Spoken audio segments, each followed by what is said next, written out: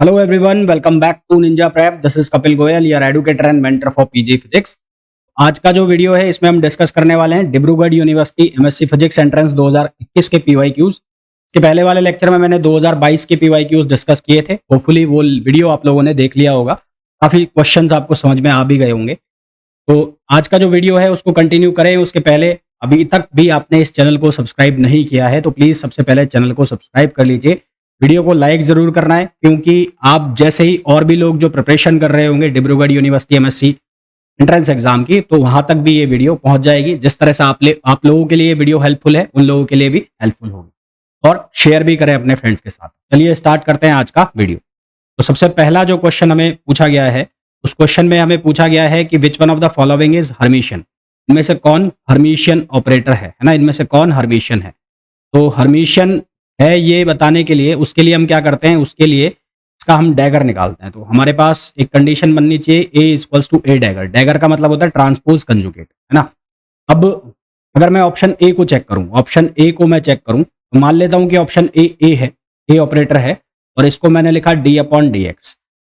अब आपको ये बहुत अच्छे से पता है, जब मैं डी अपॉन डी एक्स का डैगर करता हूं तो मेरे पास वैल्यू आएगी minus D upon D X, यानी कि यहाँ पर A equals to minus of A dagger होगा। तो ये किसी भी हालत में क्या नहीं हो सकता, ये किसी भी हालत में हर्मिशियन नहीं हो सकता। हर्मिशियन के लिए कंडीशन क्या है, ये वाली कंडीशन है ए इक्वल्स टू ए डैगर, ये कंडीशन है हर्मिशियन के लिए। फिर सेकंड केस को अगर मैं चेक करता हूँ, यानी कि ये सेकंड केस बी, तो बी को अगर मैं चेक करता हूँ तो बी में लिखा है minus D upon D x और इसका अगर आप डैगर करेंगे तो ये बन जाएगा, यहाँ पर minus D upon D x है तो ये हो जाएगा plus D upon D X, यानी कि ये भी क्या होगा, हर्मिशियन नहीं होगा। ये क्या होंगे, दोनों स्क्यू हर्मिशियन होंगे, है ना। A equals to minus of A dagger, ये कंडीशन होती है स्क्यू हर्मिशियन की। ऑप्शन सी को अगर मैं चेक करूं तो option C D square upon D x two लिखा है, इसको हम ऐसे लिख सकते हैं डी अपॉन डी एक्स और इसको भी हम लिख सकते हैं D upon D x.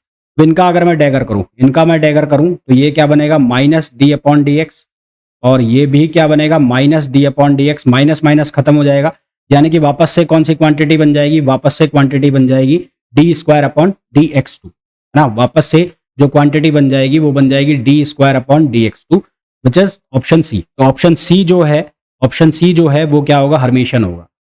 Video में आगे कंटिन्यू करूं उसके पहले आप लोगों को एक इन्फॉर्मेशन देना चाहूंगा। यदि आप लोग प्रिपरेशन कर रहे हैं सीयूईटी पीजी 2025 फिजिक्स एग्जाम के लिए, तो उसके लिए आप बैच ज्वाइन कर सकते हैं मंजिल 2025 सीयूईटी पीजी और फिजिक्स एग्जामिनेशन। इस बैच में आपको लाइव प्लस रिकॉर्डेड क्लास मिलेंगी, साथ ही साथ 1000 प्लस प्रैक्टिस क्वेश्चंस भी मिलेंगे।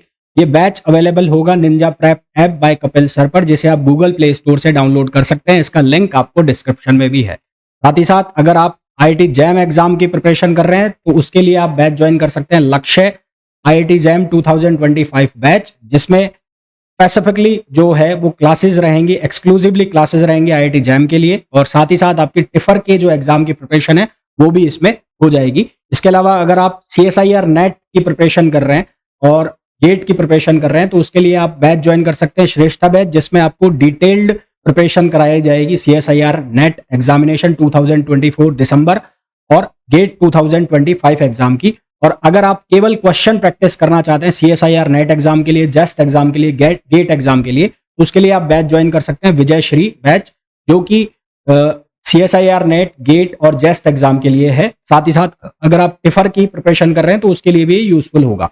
इस बैच में आपको 1200 प्लस क्वेश्चंस, साथ ही साथ फॉर्मूला रिवीजन भी कराए जाएंगे। ये सभी बैच आपको अवेलेबल होंगे Ninja prep app by Kapil sir पर, जिसे आप गूगल प्ले स्टोर से डाउनलोड कर सकते हैं, एज वेल एज लिंक जो है इसका वो भी डिस्क्रिप्शन में दिया हुआ है। हमारे पास जो करेक्ट आंसर आ जाएगा वो आ जाएगा ऑप्शन सी। नेक्स्ट क्वेश्चन पे आइए। नेक्स्ट क्वेश्चन में बोला है entropy which one of the following thermodynamic quantity have the same unit. इनमें से कौन सी थर्मोडायनेमिक क्वांटिटी की सेम यूनिट है।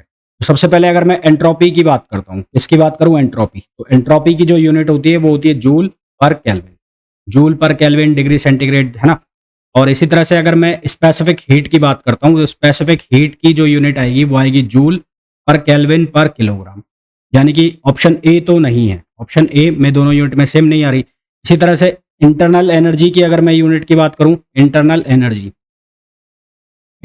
एनर्जी की अगर यूनिट की बात करते हैं तो वो आएगी जूल, और जबकि केमिकल पोटेंशियल की यूनिट की अगर हम बात करें, केमिकल पोटेंशियल, तो केमिकल पोटेंशियल की जो यूनिट आएगी वो आएगी जूल पर किलोग्राम और जूल पर मोल, जूल पर केजी और जूल पर मोल। यानी कि ये भी ऑप्शन बी भी गलत है, ऑप्शन ए भी गलत है। तो हमारे पास जो इसका करेक्ट ऑप्शन आ जाएगा वो आ जाएगा नाइदर ए और नॉर बी, यानी कि ऑप्शन डी। आप लोगों से रिक्वेस्ट रहेगी, जो भी इस वीडियो को देख रहे हैं प्लीज वीडियो को लाइक जरूर करें, चैनल को सब्सक्राइब जरूर करें, ज्यादा से ज्यादा शेयर करें। और आप अगर फ्यूचर में एमएससी एंट्रेंस, एमएससी के कोई भी सब्जेक्ट की प्रिपरेशन करना चाहते हैं, या फिर आप प्रिपरेशन करना चाहते हैं गेट एग्जाम की, गेट फिजिक्स एग्जाम की, या सीएसआईआर नेट जैसे एग्जाम की, जेस्ट एग्जाम की प्रिपरेशन करना चाहते हैं, तो उसके लिए आप मेरा जो ऐप है Ninja prep app by Kapil sir, उसे डाउनलोड कर सकते हैं। वहां पर आपको ये जो एग्जाम्स है उनसे रिलेटेड कोर्सेज अवेलेबल होंगे। अब ये जो क्वेश्चन है इसमें बोला गया है which one of the following wave function is normalisable, इनमें से कौन सा फंक्शन नॉर्मलाइजेबल है। नॉर्मलाइजेबल होने का मतलब है कि उसका हम अगर स्क्वायर करके, यानी कि मैं अगर ऐसा लिखूं साई ट्रांसपोज कंजुगेट साई और dx अगर वन डायमेंशन में है और उसको माइनस इनफाइनाइट से इनफाइनाइट तक ऑल स्पेस में उसको इंटीग्रेट कर दूं, तो हमारे पास क्या वैल्यू आनी चाहिए 1। अब यहाँ पर 1 तो आएगी नहीं किसी भी हालत में, क्योंकि a की वैल्यू हमें नहीं पता है। फिर भी हम ये चेक कर सकते हैं कि नॉर्मलाइजेबल हो सकता है या नहीं हो सकता। यानी कि अगर मैं पहला जो फंक्शन है उसको लूं, तो पहले फंक्शन में अगर मैं चेक करना चाहूं माइनस इनफाइनाइट से इनफाइनाइट, ये ए स्क्वायर बन जाएगा, ए स्क्वायर बन जाएगा, ये बन जाएगा e power minus 2 lambda X, e power minus 2 lambda X और dx, e power minus 2 lambda X dx। ठीक है, अब इसका अगर मैं इंटीग्रेशन करना चाहूं, इसका इंटीग्रेशन करना चाहूं तो क्या बनेगा, इसका इंटीग्रेशन करोगे तो ये बन जाएगा ए स्क्वायर ऑन, यहाँ बन जाएगा माइनस 2 लैम्बडा, और ये हो जाएगा e power minus 2 lambda X, और ये माइनस इनफाइनाइट से और इनफाइनाइट, माइनस इनफाइनाइट से इनफाइनाइट। यहाँ सॉल्व करेंगे, यहाँ सॉल्व करेंगे तो ये बन जाएगा ए स्क्वायर अपॉन माइनस 2 लैम्बडा, और फिर ये क्या बनेगा, यहाँ पर जब आप इनफाइनाइट डालोगे तो ये बनेगा 2 लैम्बडा इंटू इनफाइनाइट, और यहाँ पर ये जो वैल्यू आएगी ये बन जाएगी प्लस इनफाइनाइट। ई पावर प्लस इनफाइनाइट जो है वो वैल्यू कर देता है किधर की तरफ, इनफाइनाइट की तरफ। वो इनफाइनाइट की तरफ वैल्यू हमारी एक्सीड कर देता है, यानी कि पूरा का पूरा फंक्शन जो है वो खत्म हो जाएगा। तो ये तो ऑप्शन हमारा गलत हो गया। अब ऑप्शन बी को चेक करो, ऑप्शन बी को अगर चेक करोगे तो ऑप्शन बी को चेक करेंगे तो वहां लिखा है साई एक्स, और psi x equals to a e power lambda x. तो यहाँ पर भी वही सेम कहानी होगी, जैसे ही आप एक्स की वैल्यू इनफाइनाइट डालोगे तो ये फंक्शन क्या होगा, ये खत्म हो जाएगा, यानी कि ये टेंड कर जाएगा किधर की तरफ, इनफाइनाइट की तरफ। तो ये भी नहीं होगा, तो ये भी नॉट एक्सेप्टेबल फंक्शन हो गया, not acceptable function. C option अगर आप चेक करो तो सी ऑप्शन में लिखा है psi x equals to a e power minus lambda x. तो इसका साई स्क्वायर जब आप करोगे, यानी कि इसको आप माइनस इनफाइनाइट से इनफाइनाइट में लिखोगे, तो ये लिखा जाएगा ए स्क्वायर, और यहाँ लिखा जाएगा e power minus 2 lambda mod X dx, 2 lambda mod X dx। अब इसको यहाँ लिख रहा हूँ, मैं यहाँ सॉल्व कर रहा हूँ इसको। फिर यहाँ पर ये मॉड एक्स जो है ये माइनस के लिए भी और प्लस के लिए भी, दोनों के लिए पॉजिटिव खुलेगा, यानी कि यहाँ जब आप सॉल्व करके लिमिट लगाओगे ए स्क्वायर अपॉन माइनस 2 लैम्बडा, है ना, ये लगेगा। और जब आप इसकी लिमिट लगाओगे तो यहाँ लिमिट क्या लगेगी, यहाँ लिमिट लगेगी एक बार जब x की वैल्यू इनफाइनाइट डालोगे तब भी क्या आएगा, माइनस इनफाइनाइट, और जब x की वैल्यू माइनस इनफाइनाइट डालोगे तब भी क्या आएगा, माइनस इनफाइनाइट आएगा। इसका मतलब ये जीरो हो जाएगा और ये वैल्यू भी क्या हो जाएगी, जीरो। ये जो है फंक्शन क्या हो सकता है, नॉर्मलाइजेबल, क्योंकि ये फाइनाइट वैल्यू दे रहा है, क्योंकि हमें कौन सी वैल्यू दे रहा है, फाइनाइट। तो हमारे पास जो करेक्ट आंसर आ जाएगा इसका वो आ जाएगा सी। नेक्स्ट क्वेश्चन पे आइए। नेक्स्ट क्वेश्चन में बोला है total energy of relativistic particle, relativistic particle की टोटल एनर्जी यानी कि E equals to m c square. ये क्या वैल्यू हो गई, E equals to m c square, एक मिनट रुको, E equals to m c square, और ये वैल्यू किसके बराबर है, 1.25 times m naught c square. इसको मैं ऐसे भी लिख सकता हूँ, 1.25 टाइम को मैं 5/4 भी लिख सकता हूँ, m naught c square. C square से सी स्क्वायर कैंसिल हो गया, तो हमारे पास बचा m equals to m naught और 5/4। m की वैल्यू हम क्या रख देंगे, m naught on under root 1 minus v square upon c square, और ये क्या हो गया 5/4 एम नॉट। यहाँ से एम नॉट क्या हो जाएगा, कैंसिल हो जाएगा। हम इसको सॉल्व करेंगे तो यहाँ से हमारे पास v इक्वल्स टू आ जाएगा 0.6c, 0.6c, जो कि ऑप्शन हो जाएगा ए। तो इसका जो करेक्ट आंसर आ जाएगा वो क्या आ जाएगा, ए आ जाएगा। जो सही आंसर आ जाएगा वो क्या आ जाएगा, ए। नेक्स्ट क्वेश्चन में पूछा है which of the following relation holds good between dimensional formula of electric field and magnetic field. हमें ये पूछा है कि कौन सा फॉर्मूला सही है। तो इसके लिए हमारे पास जो फॉर्मूला है E equals to B upon C, E equals to B upon C, वो फॉर्मूला हमें यूज करना है। एक minute, B equals to E upon C है ना। फॉर्मूला क्या है? B equals to E upon C, B equals to E upon C. तो यहाँ पर B और E, C जो है वो किसकी स्पीड है? लाइट की। और यूनिट जो है स्पीड की वो क्या होगी? मीटर पर सेकंड। तो मीटर पर सेकंड के हिसाब से ये हो गया एल टी माइनस वन। तो E इक्वल्स टू क्या हो जाएगा? ये हो जाएगा L T minus one into B. तो E की जो वैल्यू है वो किसके बराबर हो जाएगा? वीडियो में आगे कंटिन्यू करूं उसके पहले आप लोगों को एक इन्फॉर्मेशन देना चाहूंगा। यदि आप लोग प्रिपरेशन कर रहे हैं CUET PG 2025 फिजिक्स एग्जाम के लिए, तो उसके लिए आप बैच ज्वाइन कर सकते हैं मंजिल 2025 CUET PG और फिजिक्स एग्जामिनेशन। इस बैच में आपको लाइव प्लस रिकॉर्डेड क्लास मिलेंगी, साथ ही साथ 1000 प्लस प्रैक्टिस क्वेश्चंस भी मिलेंगे। ये बैच अवेलेबल होगा Ninja prep app by Kapil sir पर, जिसे आप गूगल प्ले स्टोर से डाउनलोड कर सकते हैं। इसका लिंक आपको डिस्क्रिप्शन में भी है। साथ ही साथ अगर आप IIT जैम एग्जाम की प्रिपरेशन कर रहे हैं तो उसके लिए आप बैच ज्वाइन कर सकते हैं लक्ष्य IIT जैम 2025 बैच, जिसमें स्पेसिफिकली जो है वो क्लासेस रहेंगी, एक्सक्लूसिवली क्लासेस रहेंगे IIT जैम के लिए। और साथ ही साथ आपकी टिफर के जो एग्जाम की प्रिपरेशन है वो भी इसमें हो जाएगी। इसके अलावा अगर आप CSIR नेट की प्रिपरेशन कर रहे हैं और गेट की प्रिपरेशन कर रहे हैं तो उसके लिए आप बैच ज्वाइन कर सकते हैं श्रेष्ठा बैच, जिसमें आपको डिटेल्ड प्रिपरेशन कराई जाएगी CSIR नेट एग्जामिनेशन 2024 दिसंबर और गेट 2025 एग्जाम की। और अगर आप केवल क्वेश्चन प्रैक्टिस करना चाहते हैं CSIR नेट एग्जाम के लिए, जस्ट एग्जाम के लिए, गेट एग्जाम के लिए, तो उसके लिए आप बैच ज्वाइन कर सकते हैं विजय श्री बैच, जो कि CSIR नेट, गेट और जेस्ट एग्जाम के लिए है। साथ ही साथ अगर आप टिफर की प्रिपरेशन कर रहे हैं तो उसके लिए भी यूजफुल होगा।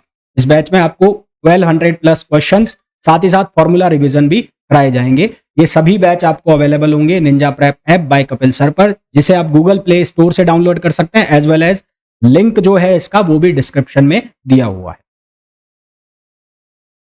और de Broglie wavelength is, de Broglie wavelength जो होती है लैम्बडा, लैम्बडा इक्वल्स टू होता है h अपॉन पी। तो यहां से ये बन जाएगा h अपॉन एम वी ना, h upon M V, which is option A. तो करेक्ट आंसर जो आ जाएगा वो आ जाएगा A is the right answer. Next question पे आइए। नेक्स्ट क्वेश्चन में बोला है the momentum value of product. यहां पर हमें डेल्टा पी डेल्टा एक्स, जो अनसर्टेनिटी प्रिंसिपल है उसके लिए पूछा है। तो अनसर्टेनिटी प्रिंसिपल होता है h अपॉन 4 पाई, तो आप ऐसा भी लिख सकते हैं h कट अपॉन 2। तो delta P delta x greater than equals to h cut upon 2। तो सही आंसर जो हमारे पास आएगा वो कौन सा आएगा? h कट अपॉन 2, यानी कि ऑप्शन बी। ऑप्शन बी इसका करेक्ट आंसर हो जाएगा। Next question, which of the following spectral series. अब यहाँ पर 5 स्पेक्ट्रल सीरीज होती है। एक होती है लाइमन, लाइमन के अंदर ये किसमें होती है? ये होती है यूवी में, लाइमन में। फिर होती है बामर, लाइमन, बामर, पाश्चन, ब्रैकेट और पी फंड। ये जो तीनों हैं ये तीनों इंफ्रारेड रीजन में होती है।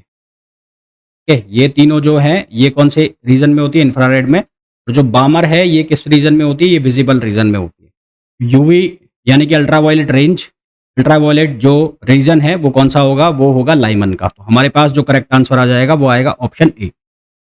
Which of the following is a classical distribution function. इनमें से कौन क्लासिकल डिस्ट्रीब्यूशन फंक्शन है? तो मैक्सवेल बोल्ट्जमैन जो डिस्ट्रीब्यूशन होता है वो कौन सा होता है? वो क्लासिकल डिस्ट्रीब्यूशन फंक्शन होता है।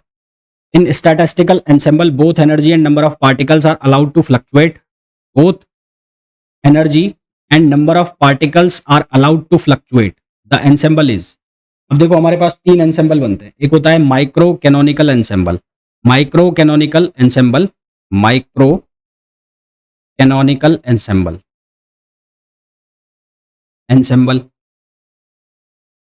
यहां पर हमारे पास क्या क्या जो है वो कांस्टेंट रहता है? ई कांस्टेंट रहता है, वी कांस्टेंट रहता है और एन कांस्टेंट। फिर दूसरा आता है कैनोनिकल। कैनोनिकल में क्या होगा? टी, वी और N, T V N. T का मतलब टेम्परेचर, वी का मतलब वॉल्यूम और एन का मतलब नंबर ऑफ मॉलिक्यूल्स। तीसरा आता है grand canonical. Grand canonical, grand canonical में हमारे पास यहां पर बनता है टी, वी और म्यू, यानी कि टेम्परेचर, वॉल्यूम और केमिकल पोटेंशियल कांस्टेंट रहेगा। यहां पर एनर्जी, नंबर ऑफ मॉलिक्यूल्स और वॉल्यूम कांस्टेंट रहेंगे। यहां पर टेम्परेचर, वॉल्यूम और नंबर ऑफ मॉलिक्यूल्स कांस्टेंट रहेंगे ग्रैंड कैनोनिकल में। टेम्परेचर, वॉल्यूम और केमिकल पोटेंशियल कांस्टेंट रहेगा। अब हमें ये पूछा है कि ऐसा कौन सा एंसेंबल है, ऐसा कौन सा एंसेंबल है जिसके अंदर एनर्जी और number of particles, number of molecules are allowed to fluctuate, जिनको फ्लक्चुएट करना अलाउ किया जाता है। तो पहले में तो ये कांस्टेंट है माइक्रो कैनोनिकल में, फिर कैनोनिकल में क्या है कि एनर्जी यहाँ पर नहीं है, नंबर ऑफ मॉलिक्यूल्स को कांस्टेंट कर रखा है। ग्रैंड कैनोनिकल में जो एनर्जी है और जो नंबर ऑफ मॉलिक्यूल्स है वो दोनों ही क्या कर रहे हैं, फ्लक्चुएट कर रहे हैं। तो हमारे पास करेक्ट आंसर क्या आ जाएगा, इसका सी आ जाएगा, C. Option C is the right answer. Next question पे आ जाइए। फॉर अ स्क्वायर मैट्रिक्स के लिए हम लिख सकते हैं determinant of E B equals to, ये बन जाता है ई ट्रेस ऑफ बी, और इसका रेसिप्रोकल भी सही है, यानी कि अगर मैं ऐसा लिखूं ट्रेस ऑफ ई बी, तो ये भी किसके इक्वल हो जाएगा, e power determinant of B, e power determinant of B. और इसका मतलब ये दोनों ही ऑप्शन यहाँ पर सही है, both A and B. Next question पे आइए। One dimensional wave function has the dimension of, one dimensional wave function में जो डायमेंशन होती है वो किसकी होती है, वन डायमेंशनल वेव फंक्शन में डायमेंशन होती है 1/डिस्टेंस रूट का रूट, यानी कि 1/L पावर हाफ, और इसको सही करेंगे तो L पावर माइनस हाफ, ये ऑप्शन आ जाएगा। तो हमारे पास करेक्ट आंसर आ जाएगा बी। नेक्स्ट क्वेश्चन पे आइए। What is the latest constant of for FCC crystal having atomic radius, जो एफसीसी क्रिस्टल है उसके लिए रिलेशन जो हमारे पास होता है वो होता है 4r इक्वल्स टू √2a। हमें क्या पूछा है, हमें लेटेस्ट कांस्टेंट पूछा है, तो a इक्वल्स टू क्या आ जाएगा, 4r/√2। तो 4 और r की वैल्यू कितनी है, 1.476 आर्मस्ट्रॉन्ग और √2, तो इसको जब आप सिंप्लीफाई करेंगे तो आंसर आएगा 4.1748 आर्मस्ट्रॉन्ग। तो राइट ऑप्शन जो हमारे पास आ जाएगा इसका, वो आ जाएगा बी। नेक्स्ट क्वेश्चन पे आइए। यहां पर बोला है electron make transition from n equals to 7 to n equals to 3 in state. अब यहां पर हमें फ्रिक्वेंसी बतानी है, तो फ्रिक्वेंसी का जो फॉर्मूला है वो होगा हमारे पास RCZ², 1/n1² minus 1/n2², 1/n1² minus 1/n2²। तो R मतलब रिडबर्ग कांस्टेंट, उसकी वैल्यू 1.09 इंटू 10⁻7, C की वैल्यू 3 इंटू 10⁸, Z हाइड्रोजन है तो 1 लेंगे, N1 की वैल्यू है कितनी, यहाँ पर N1 की वैल्यू लिखी जाएगी 9, 3 का स्क्वायर हो जाएगा 9, और ये हो जाएगा 1/49। इसको जब हम सिंप्लीफाई करेंगे तो हमारे पास आंसर आएगा अप्रॉक्सीमेटली 2.96 इंटू 10⁻14 हर्ट्ज। इसको हम सॉल्व करेंगे तो लगभग बराबर हम लिख देंगे 3 इंटू 10⁻14 हर्ट्ज। तो करेक्ट आंसर जो हमारे पास हो जाएगा वो हो जाएगा option B. Next question. A body A of mass 0.5 kg, ये 0.5 kg है, इसकी स्पेसिफिक हीट है 0.85, इसका टेम्परेचर है 60 डिग्री और इसका है 90 डिग्री। तो हमें पूछा है कि किधर से किधर की तरफ हीट का फ्लो होगा, तो हायर से लोअर की तरफ होगा, तो यहाँ से सीधा सा आंसर आ जाएगा किधर की तरफ, बी से ए की तरफ फ्लो होगा। Next question. अ ब्लैक बॉडी रेडिएट एनर्जी, तो यहाँ पर हमें 1 इंटू 10⁻4 पे बताना है, तो E इक्वल्स टू होता है सिग्मा ई पावर 4, ये फॉर्मूला होता है, तो E प्रोपोर्शनल हो गया T⁻4, तो यहाँ से मैं लिख दूंगा E2/E1 इक्वल्स टू T2/T1, और ये पावर 4। E2 जो है वो कितना हो गया, 1 इंटू 10⁻9, और ये हो गया 1 इंटू 10⁻5, और ये T2 और ये T1 जो है ये हो जाएगा 500, केल्विन में कन्वर्ट कर दोगे, यहाँ से सिंप्लीफाई करोगे तो T2/500 ये आ जाएगा 10, क्योंकि इसकी 1 पावर ये ऊपर जाएगा तो ये कितना बनेगा, ये बन जाएगा 10⁻4, और इधर से 1/4 आएगा तो ये बच जाएगा 10, तो यहाँ से T2 कितना आ जाएगा 5000 केल्विन। T2 की जो वैल्यू आ जाएगी वो आ जाएगी 5000 केल्विन, यानी कि ऑप्शन ए। नेक्स्ट क्वेश्चन में बोला है इफ अ सिंपल क्यूब, यहाँ पर इंटरप्लेनर स्पेसिंग का फॉर्मूला लगाना है, तो interplanar spacing A on √h² plus k² plus L², h की L की वैल्यू 110, तो ये वैल्यू डाल दो यहाँ पर, तो ये हो जाएगा A/1 प्लस 1 प्लस 0, तो ये हो जाएगा A/√2, यानी कि करेक्ट ऑप्शन जो आ जाएगा वो आ जाएगा option B. Next question. Earth magnetic field, earth का मैग्नेटिक फील्ड हमें दिया है, तो सबसे पहले बी जो है वो दिया हुआ है 0.4 गाउस, इसको कन्वर्ट कर लो टेस्ला में, क्योंकि मीटर में है आंसर, तो टेस्ला में कन्वर्ट करोगे तो 1 गाउस इक्वल्स टू हो जाएगा 0.10 1 इंटू 10⁻⁻4, तो ये कन्वर्ट हो गया टेस्ला में। अब जो मैग्नेटिक फील्ड अर्थ के इक्वेटर पर है और जो मैग्नेटिक मोमेंट है उसका जो फॉर्मूला है वो क्या होता है, μ0 m upon 4πr³, mu naught m upon 4πr³। तो हमें वैल्यू निकालनी है m की, तो m की वैल्यू हो जाएगी b into 4πr³ on mu naught. तो b की वैल्यू जो है वो कितनी हो गई, वो हो गई 0.4 इंटू 10⁻⁻⁴। अच्छा 4π एज इट इज, और r अर्थ की जो रेडियस है वो होती है 6400 किलोमीटर, तो वो हो जाएगी 6.4 इंटू 10⁻⁶, और उसका करना है क्यूब, और म्यू नॉट की वैल्यू होती है 4π इंटू 10⁻⁻7। तो जब हम सिंप्लीफाई करेंगे तो हमारे पास b की जो वैल्यू आ जाएगी, यहाँ से b की वैल्यू आएगी, वो आएगी 1.05 इंटू 10⁻23, 1.05। यहाँ से सॉल्व करने के बाद ये वैल्यू आएगी 1.05 इंटू 10⁻23 एम्पियर मीटर स्क्वायर, यानी कि करेक्ट आंसर जो हमारे पास आ जाएगा वो आ जाएगा बी। नेक्स्ट क्वेश्चन पे आइए। नेक्स्ट क्वेश्चन में हमें बोला है velocity of a charge particle to keep moving the same direction. For same direction, net force equals to क्या होना चाहिए, जीरो। नेट फोर्स कितना होगा, Q E plus Q V cross B, ये होना चाहिए जीरो।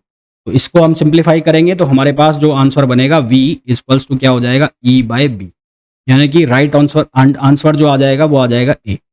नेक्स्ट क्वेश्चन पे आइए। Which of the following is correct about the speed of sound. Speed of sound के लिए इनमें से कौन सा करेक्ट है। तो जो ह्यूमिड एयर होती है उसकी density of humid air is less than density of air ना। तो हमारे पास साउंड का जो फॉर्मूला होता है वो होता है गामा पी अपॉन रो। तो ह्यूमिड एयर जो है उसकी डेंसिटी कम है, तो उसकी वेलोसिटी क्या होगी, ज़्यादा होगी। तो velocity of sound in humid air ज़्यादा होगी किससे, velocity of sound in dry air से उसकी डेंसिटी और साउंड की जो वेलोसिटी है वो ज़्यादा होगी। तो ऑप्शन ए इसका करेक्ट आंसर आ जाएगा। तो ये थे क्वेश्चन डिब्रूगढ़ यूनिवर्सिटी 2021 के PYQs। होपफुली ये जितने भी क्वेश्चंस हैं आपको बहुत अच्छे से समझ आए होंगे। चैनल को सब्सक्राइब जरूर करिएगा, वीडियो को लाइक नहीं किया तो लाइक जरूर कर लेना। और अगर आपको फ्यूचर में नेट की प्रिपरेशन करनी है, MSc के सब्जेक्ट्स की प्रिपरेशन करनी है, गेट फिजिक्स की प्रिपरेशन करनी है, तो जो मेरा ऐप है जिसका लिंक आपको डिस्क्रिप्शन में भी मिल जाएगा, उसे आप डाउनलोड कर सकते हैं और कोर्स ज्वाइन कर सकते हैं। और अगर आपको jam, CUET, PG physics exam की प्रिपरेशन करनी है तो भी ये ऐप आपके लिए अवेलेबल है। मिलते हैं नेक्स्ट वीडियो में, till then thank you, bye bye. तो वीडियो को छोड़ने से पहले बात कर लेते हैं हमारे रिजल्ट की। तो 2023 में मैंने ये कोर्सेज वगैरह स्टार्ट किए थे। तो 2023 की अगर मैं बात करूं तो CUET PG का मैंने पहली बार कोर्स स्टार्ट किया था। कुछ एक बच्चों ने IIT के लिए भी ज्वाइन किया था मुझे। तो मोर देन 50 स्टूडेंट्स 2023 की मैं अगर बात करूं तो मोर देन 50 स्टूडेंट्स जो हैं वो बिग फोर यूनिवर्सिटीज मतलब DU, JNU, BHU और HCU में सेलेक्ट हुए थे। इसके अलावा कुछ एक स्टूडेंट्स IITs में भी सेलेक्ट हुए थे। बाकी जो अदर सेंट्रल यूनिवर्सिटीज है लाइक पंजाब, हरियाणा, हिमाचल, पौंडीचेरी, उनमें भी काफी सारे स्टूडेंट सेलेक्ट हुए थे। अगर मैं बात करूं 2024 का अभी काउंसलिंग चालू है, चाहे वो IIT जैम की बात कर लें, चाहे हम CUET PG की बात कर लें। फिर भी अगर मैं अभी तक जो मेरे पास अपडेट है उसकी मैं बात करूं तो अभी तक DU का जो भी रिजल्ट आया है उसके अंदर DU के अंदर 5 स्टूडेंट अभी तक सेलेक्ट हो चुके हैं, 2 स्टूडेंट JNU के अंदर सेलेक्ट हो चुके हैं, 4 स्टूडेंट पंजाब में, 5 स्टूडेंट BHU में सेलेक्ट हो चुके हैं, 4 पौंडीचेरी में सेलेक्ट हो चुके हैं। इसके अलावा 4 से 5 स्टूडेंट्स जो हैं वो IIT जैम के थ्रू IIT बॉम्बे में, IIT दिल्ली में और IIT कानपुर में सेलेक्ट हो चुके हैं। तो अगर आप लोग भी प्रिपेयर कर रहे हैं IIT जैम एग्जाम के लिए या CUET PG एग्जाम के लिए, तो आप ये ऐप जो है Ninja prep app by Kapil sir, जिसका इंटरफेस आपको कुछ इस तरह से दिखाई देगा और जिसे आप गूगल प्ले स्टोर से डाउनलोड कर सकते हैं, वहां आप इस ऐप को ज्वाइन कर सकते हैं। इस ऐप में आपको CUET PG के लिए 2 कोर्स मिल जाएंगे अभी।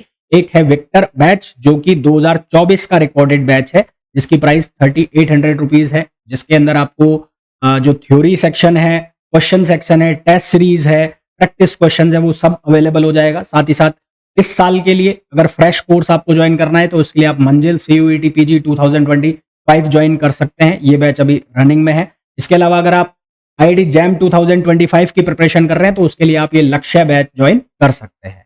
तो होपफुली ये जो वीडियो है आप लोगों के लिए बहुत यूजफुल रहा होगा। वीडियो को छोड़ने के पहले प्लीज वीडियो को लाइक जरूर करें, चैनल को सब्सक्राइब नहीं किया चैनल को सब्सक्राइब करें और वीडियो को शेयर जरूर करें।